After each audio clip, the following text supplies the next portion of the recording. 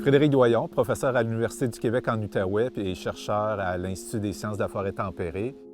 Notre projet de recherche s'intitule La détection et la caractérisation des forêts anciennes dans la forêt feuillue tempérée. Le projet est important à plusieurs égards puisque la forêt feuillue est une forêt qui est, contrairement à la forêt boréale, continue dans le paysage. Et les forêts anciennes sont très difficiles à détecter au travers la mer de forêts aménagées. Donc, pour le commun des mortels, on verrait très peu de différence en se promenant en forêt entre une forêt aménagée et une forêt ancienne. Or, pour la biodiversité, cela peut constituer une importante différence.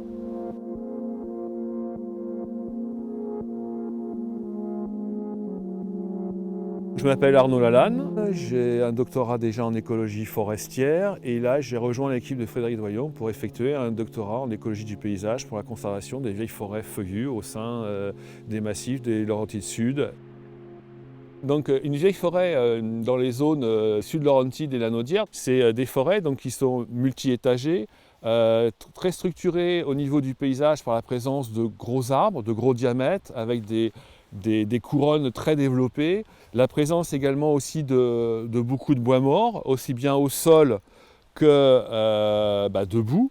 Un autre élément aussi important, c'est ce qu'on appelle les arbres à micro-habitat dendrologique, donc qui portent des trous liés au pic par exemple, qui ont des cavités au pied qui sont remplies d'eau et où là il y a aussi toute une faune qui est liée, qui se développe. Des arbres évidemment porteurs de champignons dans lesquels on peut trouver des coléoptères très rares et menacés qui se développent dedans. Et des grands drapés de bryophytes ou de lichens où là aussi il y a aussi une microfaune et une mésofaune liées à ces micro-habitats, etc. Donc tous ces éléments-là font que ces vieilles forêts méritent non seulement d'être identifiées, caractérisées, mais surtout protégées d'une façon ou d'une autre, de comprendre leur mode de fonctionnement pour après transformer cette compréhension de ces modes de fonctionnement en guide de sylviculture pour restaurer au niveau des paysages forestiers un réseau cohérent de vieilles forêts. Et je pense que le Mont Kayikop pourrait justement servir d'état de référence pour élaborer ces guides de restauration pour augmenter le taux de vieilles forêts au sein des forêts aménagées.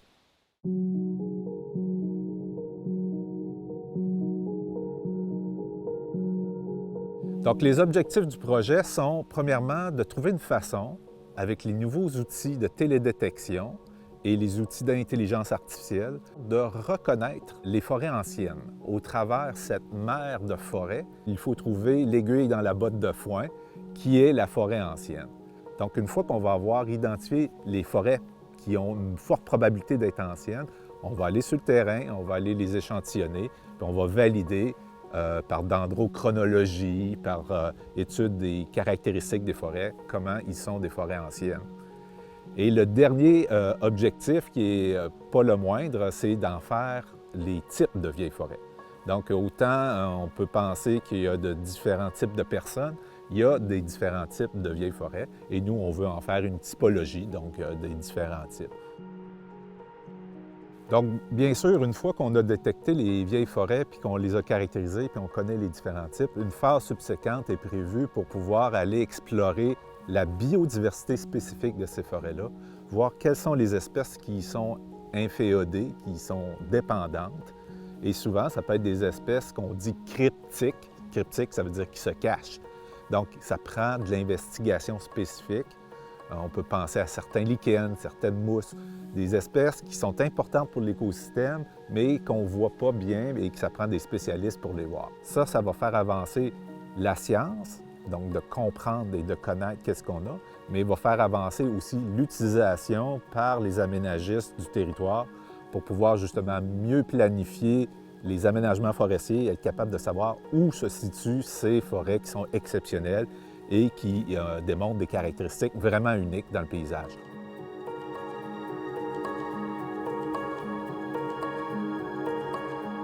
Le projet va couvrir une zone assez importante qui est les Basses-Laurentides et Lanaudière, dont fait bien sûr partie le Mont Kayikop. Le Mont Kayikop et plusieurs montagnes de ces endroits de Basses-Laurentides et Lanaudière ont des caractéristiques assez uniques puisque Avec l'altitude, on va avoir tout le gradient finalement de l'ensemble des biomes de la forêt québécoise concentrés dans un seul et même endroit. On retrouve des forêts anciennes d'altitude et des forêts anciennes de la forêt tempérée. Et c'est pourquoi c'est vraiment intéressant de voir comment se distribuent les forêts anciennes.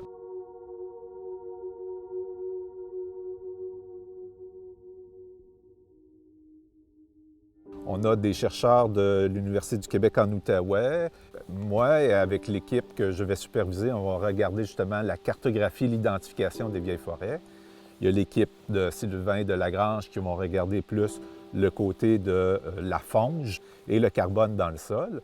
Et on a l'équipe de Philippe Nollet qui vont s'intéresser à utiliser des outils de technologie de pointe pour essayer d'identifier les caractéristiques uniques des forêts de façon automatisée. Outre les professeurs de l'Université du Québec en Outaouais, on retrouve aussi le professeur Yann Boucher qui est à l'Université du Québec à Chicoutimi. Il y aura aussi Pierre-Luc Chagnon qui est professeur à l'Institut de recherche en biologie végétale, spécialiste des champignons, qui sera dans ce projet-ci.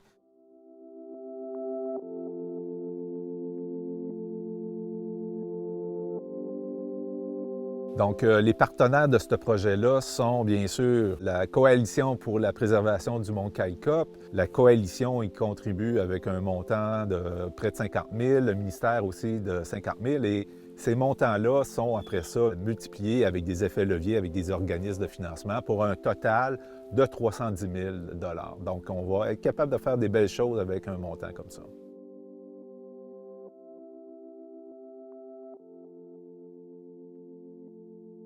En plus de produire des résultats scientifiques importants et cruciaux pour l'aménagement de nos forêts, ce projet-là va aussi former des spécialistes. Donc, il va y avoir 2 maîtrisards et un doctorant qui produiront leur science et apprendront à devenir les spécialistes qui pourront après ça contribuer à la société. Donc, c'est aussi une contribution importante là, de ce type de projet.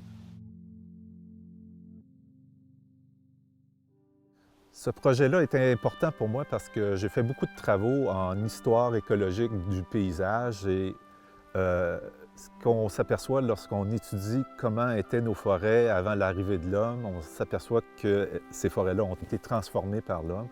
Donc les seules reliques qui nous restent, ils sont cruciales pour la compréhension du fonctionnement de nos écosystèmes et aussi des efforts de restauration qui sont nécessaires d'être faits pour la biodiversité.